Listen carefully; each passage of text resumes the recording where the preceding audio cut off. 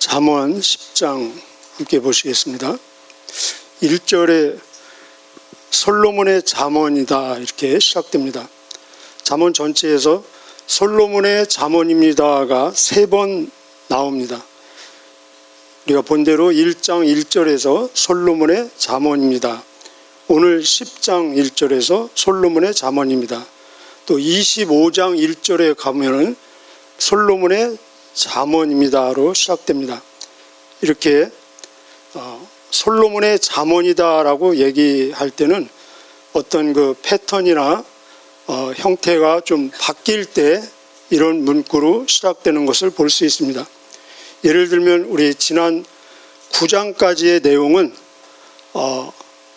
내 아들아, 내 아들아, 내 아들들아 하면서 주로 형태가 훈계였습니다. 훈계의 형태로 이런 사람이 되라, 이렇게 하라, 이런 일은 하지 마라, 피하라, 멀리하라, 이렇게 아버지로서 자녀에게 훈계를 주는 내용이었다면 이제 10장부터는 삶에서 일반적인 지혜에 대한 짧은 격언, 경고, 간결한 금언들을 소개하고 있습니다.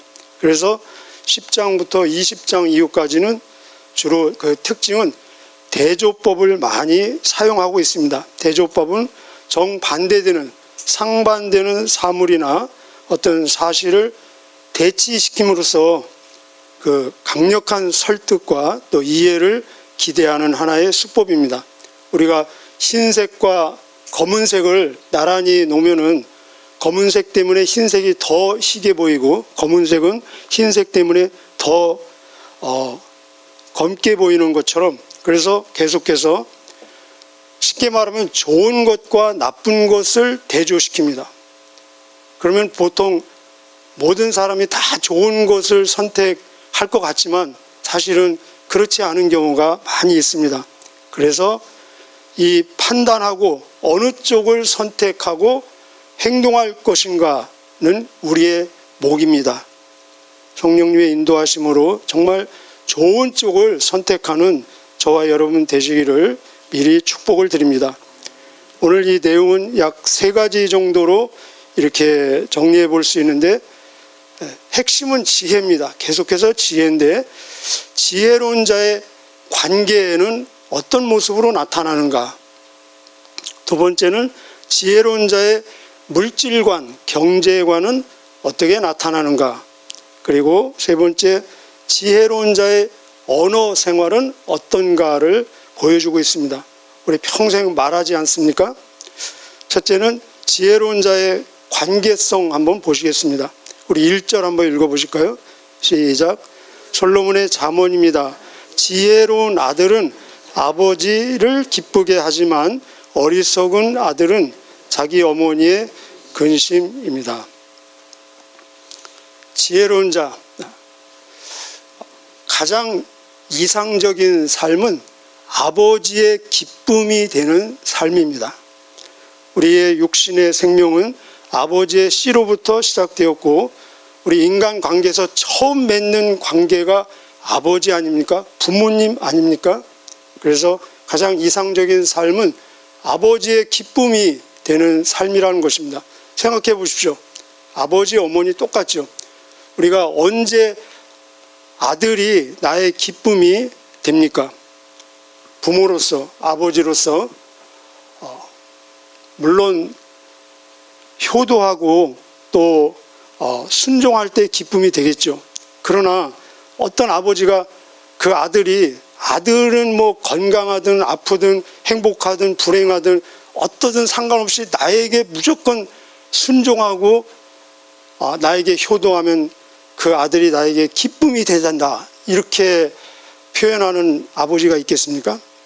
그 아버지에게 아들의 삶이 기쁨이 된다는 것은 물론 부모님에게 효도하고 순종하는 것은 물론이거니와 그 아들의 삶이 행복하고 기쁘고 건강하고 가치 있고 보람된 삶을 산다는 것입니다.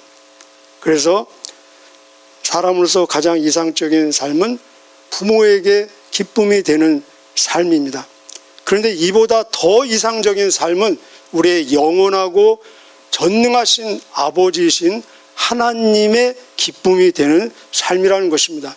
아들로서 예수님은 이런 삶의 본을 보여주셨습니다. 기꺼이 아들의 자리에서 아버지의 기쁨이 되는 삶이 예수님의 삶의 목표였고, 그런 삶을 실제로 살아드린 모습을 볼 수 있습니다. 그래서 아버지이신 하나님께서는 아들 되신 예수님을 볼 때마다 이는 내 사랑하는 아들이요 내 기뻐하는 자니 너희는 저의 말을 들으라. 이 말은 너희도 그 예수님 아들로서의 삶을 본받고 그런 삶을 살라라고 우리에게 말씀해 주고 계십니다. 이런 삶이 되시기를 축복합니다. 두 번째는 지혜로운 자의 물질관, 경제관은 어떤 내용인가를 우리에게 또 소개해 주고 있습니다. 우리 2절부터 5절까지 그리고 15절, 16절 이어서 함께 읽겠습니다. 2절부터 5절까지 시작. 부정하게 얻은 소득은 무가치하지만 의롭게 살면 생명을 구한다. 여호와께서 의로운 사람은 굶주리지 않게 하시지만 악인의 탐욕은 물리치신다. 게으른 손은 가난하게 만들고 부지런한 손은 부유하게 만든다. 여름에 일하는 사람은 지혜롭지만 추수 때에 잠자는 사람은 부끄러움을 당하지 않는다. 15절 6절 부자의 재물은 그에게 안전한 성과 같지만 가난한 자의 빈궁은 그에게 파멸을 가져다 준다. 의인의 품삯은 생명이지만 악인은 죗값만 받게 될 것이다. 이 내용은 하나님이 정하신 보편적인 원리 원칙을 따라서 살라라는 말씀입니다. 창조의 어떤 설계에 질서가 있다는 것입니다. 가장 기본적인 질서는 일을 하라는 것입니다. 그래서 노동의 당위성을 얘기해 주고 있습니다. 우리 데살로니가전서 3장 10절에도 보면은 일하기 싫으면은 먹지도 말라. 안 먹으면 어떻게 되겠습니까? 죽지 않습니까? 일하지 않는 사람은 살 자격도 없다는 내용입니다. 우리 창세기 3장 17절에 봐도 평생 수고하고 그 소산을 먹으라 이렇게 말씀하고 있습니다. 이 노동, 일하는 것은 죄의 결과가 아니라 죄짓기 전에 이미 하나님께서 창조하실 때 창세기 1장에서 말씀하신 내용입니다. 그래서 창조하시면서 생육하고 번성하고 충만하고 정복하고 다스리라. 땅과 땅에 기는 모든 것을 다스리라는 일감을 주셨습니다. 그래서 원래는 이 사람 앞에서 모든 피조물이 다 알아서 기도록 창조하셨습니다. 그런데 우리가 죄를 지은 이후로 피조물들이 말을 잘 안 듣는 것이죠. 그러나 우리는 여전히 일을 해야 된다는 것입니다. 일을 할 때 기본 자세는 정직해야 된다는 것입니다. 그래서 여기서 정직의 가치를 이야기하고 있습니다. 부정의 반대죠. 이 정직은 어떤 윤리, 도덕 그 이상을 말하고 있습니다. 물질이 목적이 아니라는 것입니다. 하나님으로부터 위탁받은 것이고 물질을, 돈을 사랑하는 사람은 결국 재물이 걱정과 염려의 대상이 된다는 것입니다. 그러나 하나님을 사랑하는 자, 하나님을 신뢰하고 의지할 때 재물로부터 자유하고 근심하지 않는다는 것입니다. 그리고 본문은 게으름은 죄고 더 나아가서 악이 된다는 것입니다. 우리 예수님 말씀 기억나시죠? 그 달란트 이야기에서 이 악하고 게으른 종아, 그 사람 행동으로 죄 지은 거 없습니다. 그런데 악하고 게으른 종으로 판명되고 있습니다. 게으름은 죄, 그 반대가 지금 부지런함을 우리에게 얘기하는데, 부지런함은 무조건 바쁘고 분주한 것을 얘기하는 것이 아니라 하나님께서 정하신 방향과 목적이 분명하고 미래를 준비하는 미래 준비성이 부지런함이라는 것을 얘기하고 있습니다. 여기 추수 때 나오죠. 추수 때 5절에 여름에 일하는 사람은 지혜롭지만 추수 때 잠자는 사람은 부끄러움을 당한다. 때를 안다는 것입니다.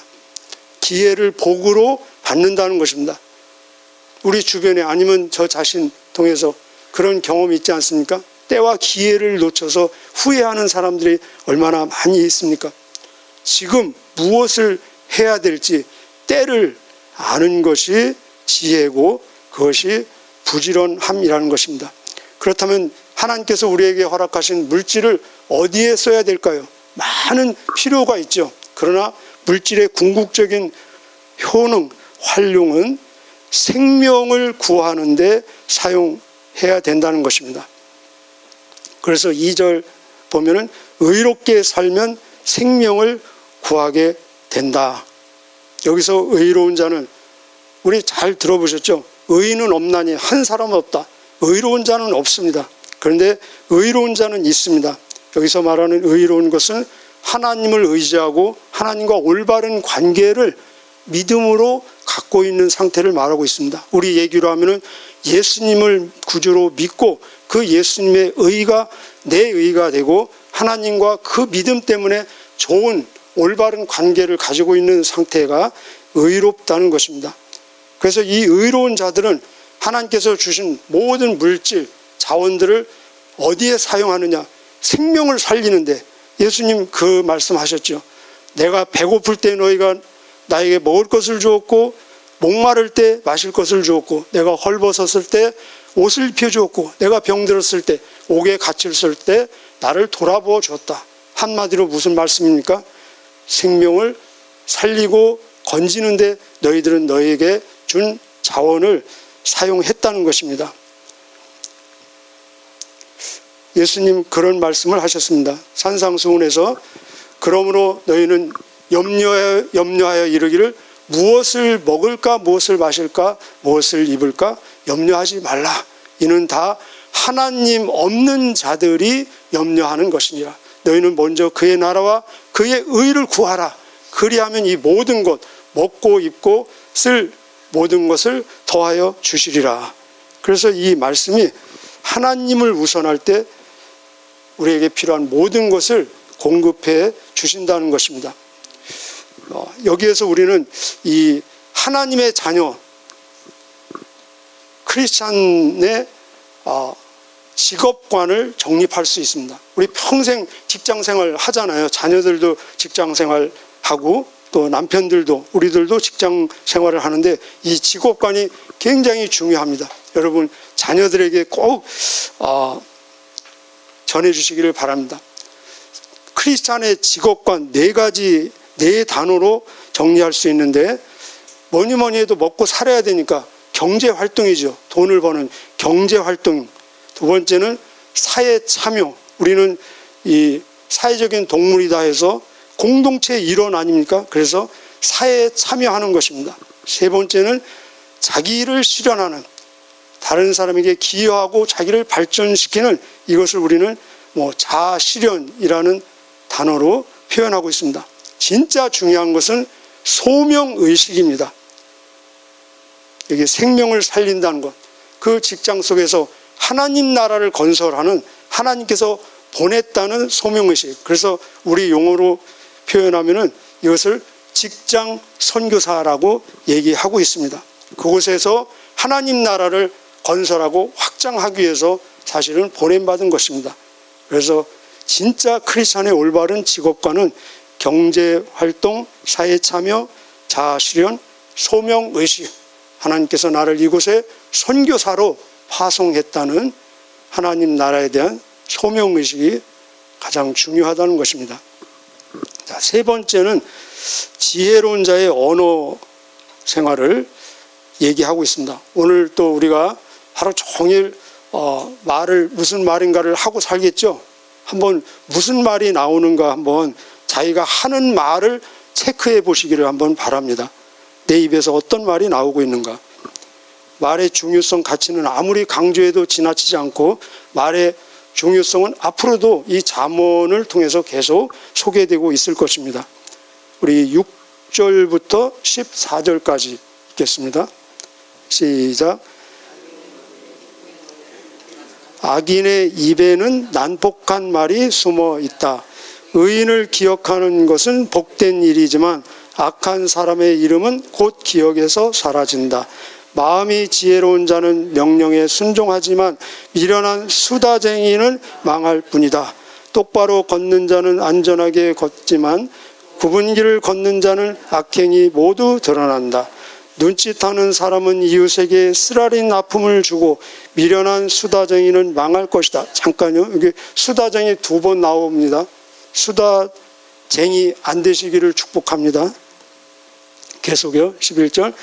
의인의 입은 생명샘이지만 악인의 입에는 난폭한 말이 숨어 있다. 미움은 다툼을 일으키나 사랑은 모든 허물을 덮는다. 명철한 사람이 입술에는 지혜가 있지만 지혜 없는 자의 등은 채찍으로 때려야 한다. 지혜로운 사람은 지식을 담고 있지만 미련한 자의 입은 파멸을 가져온다. 아까 말씀드린 대로 말의 중요성은 아무리 강조해도 지나치지 않고 자문을 통해서 계속 또 나올 것입니다. 하나님은 말로 천지를 창조하셨습니다. 예수님께서도 원래 하나님이신데 성육신, 사람 되시기 전에 말씀으로 존재하고 계셨다라고 요한복음에서 소개하고 있습니다. 언어는, 말은 사람에게만 주신 사람을 사람되게 하는 가장 구체적인 독특한 특징입니다. 동물들도 나름대로 생각이 있습니다. 감정도 있습니다. 그리고 동물도 계획과 작전이 있습니다. 지능도 있습니다. 기억력도 있습니다. 주인을 알아보고 인지 능력이 있습니다. 차이는 좀 있지만 그러나 언어는 전혀 없습니다. 사람에게만 주셨습니다.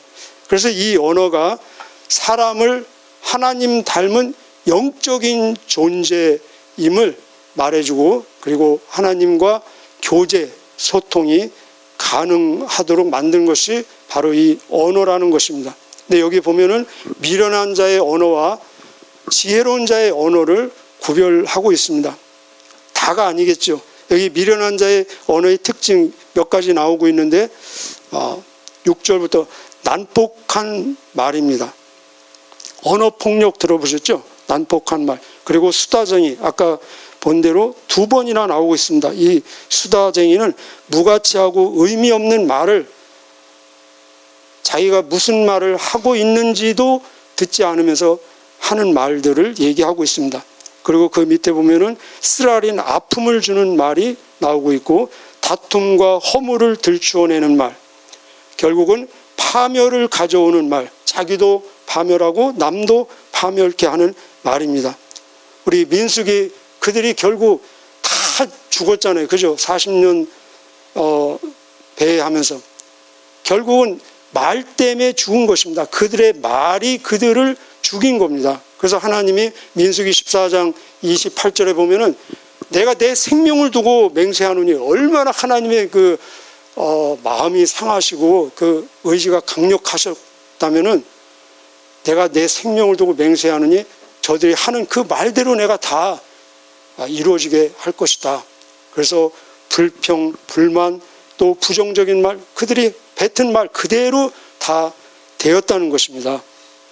그래서 말이 씨가 된다는 말이 있지 않습니까? 말에는 하나님 닮아서 생명력이 있다는 것입니다. 창조력이 있다는 것입니다. 파급력이 있고 그리고 전염성이 있다는 것입니다. 근데 의인의 말은 한마디로 말하면은 아까 재물 쓸 용도가 많이 있는데 한마디로 말하면 뭐였습니까? 살리는 데 쓰는 거였죠. 마찬가지로 이 말도 살리는 데 생명의 셈이라는 것입니다. 11절 다시 한번 읽어볼까요? 시작. 의인의 입은 생명샘이지만 악인의 입에는 난폭한 말이 숨어 있다. 그렇습니다. 지혜로운 자의 말은 생명이라는 것입니다. 그래서 경건은 무엇이냐? 경건은 한마디로 입에 재갈 물린 것이 경건이다라고 소개하고 있습니다. 나중에 기회가 되시면은 야고보서 3장과 연결해서 한번 읽어보시기를 바랍니다. 야고보서 3장에 보면은 입을 통제할 수 있는 자는 모든 삶을 통제할 능력이 있는 것이다. 그 큰 배가 조그마한 키로 방향이 결정되는 것처럼 우리의 이 신체 구조에서 가장 적은 것 중에 하나인 혀가 내 인생의 모든 것을 통제하고 방향을 결정한다. 그런 내용이 있습니다. 그리고 우리 알 수 있잖아요. 경험을 통해서 성냥불 하나로 온 산을 불태울 수 있는 것처럼 이 조그마한 혀가 내 인생 전체를 불태우는데 심지어 지옥까지 인도하면서 지옥의 불이 될 수도 있다라고 소개하고 있습니다. 그러면서 이 세상에 샘을 보면은 같은 샘에서 단물과 쓴물이 동시에 나오는 샘은 없잖아요. 쓴물이 나오면 계속 쓴물 나오고 단물 나오면 계속 단물 나오고. 그런데 우리의 혀도 하나의 샘에 비유할 수 있습니다. 왜냐하면 여기서 계속 나오기 때문에. 그런데 이 혀샘은 어떤 때는 쓴물, 단물, 하나님을 찬양하는 그 찬양이 나오는가 하면은 또 어떤 때는 하나님이 창조하신 사람을 저주하는 저주가 나오는데 이것은 결코 그러면 안 된다라고 말씀하고 있습니다. 제가 하나 중요한 삶에 적용해서 소개해드리고 싶은 내용이 있는데 우리 예수님이 산상수훈 5장, 6장, 7장 마태복음 말씀하시면서 5장의 결론은 그러므로 너희는 하나님 아버지의 온전하심과 같이 너희도 온전하라. 그 온전은 퍼펙이거든요. 퍼펙, 완전하라. 그래서 사람들은 완전할 수 없기 때문에 그것을 그냥 이거는 완전하라는 게 아니라 성숙하다, 성숙. 근데 그거는 사실은 틀린 얘기입니다. 그러면 같은 단어이기 때문에 하나님이 성숙한 것처럼 너희도 성숙하라. 그렇기 때문에 틀린 내용입니다. 완전하라는 것입니다. 우리는 완전할 수 없는데. 그래서 하나님께서 구체적인 가장 적은 범위를 정해 주셨습니다. 이 범위에서, 이 영역에서 완전하면은 네가 모든 영역에서 완전한 것으로 받아주겠다. 근데 그 영역이 바로 언어라는 것입니다. 그래서 야고보서 3장에 가보면은 사람들이 많은 실수를 하지만은 말에 실수가 없는 자는 온전한 자니, 그 온전이라는 단어가 예수님이 마태복음 5장 48절에서 하늘에 계신 너희 아버지의 온전하심과 같이 너희도 온전하라 같은 단어를 사용하고 계십니다. 우리가 말에 실수가 없고 말의 온전함을 통해서 정말로 하나님 앞에 온전하다라고 감히 인정받는, 칭찬받는 저와 여러분 되시기를 축복합니다. 그래서 이 말을 주신 원래 이유, 목적은 하나님과 교제하도록, 우리의 믿음을 고백하도록, 찬양하고 기도하고 전도하고 하나님을 드러내도록, 더 나아가서 사람들을 격려하고 복의 통로가 되도록 이 말을 주신 것입니다. 그래서 보면은 입으로, 누구든지 자기의 입으로 예수를 주로 시인하고 마음으로 구주로 믿고 그러면은 구원을 받을 것이다. 마음으로 믿어 의에 이르고 입으로 시인하여 구원에 이른다. 모든 입이 예수 그리스도를 주로 고백해서 하나님 아버지께 영광을 돌린다. 빌립보서 2장 11절에 나와 있는 말씀입니다. 결론입니다. 골로새서 2장 3절 우리가 아는 대로 예수님 안에는 지혜와 지식의 모든 보화가 담겨 있다. 우리 여러 번 들었습니다. 이 말씀은 예수님 자체가 지혜고 예수님이 지혜의 절정이며 완성이며 모든 지혜가 예수님 안에 담겨 있다는 것입니다. 예수님이 지혜의 공급자라는 것입니다. 그래서 사람은 지혜롭지 않고 사람에게서는 지혜가 나올 수 없다는 것입니다. 결국 지혜도 하나님께서 주시는 것입니다. 그래서 야고보서 1장 4절에 보면은 너희 중에 누구든지 지혜가 부족하면은 후히 주시고 꾸짖지 아니하시는 하나님께 구하라. 그리하면 주시리라. 우리 같이 한번 해보실까요? 그리하면 주시리라. 오늘 기도를 통해서 더 많은 지혜를 받아 더 지혜로운 저와 여러분 되시기를 축복합니다. 기도하시겠습니다.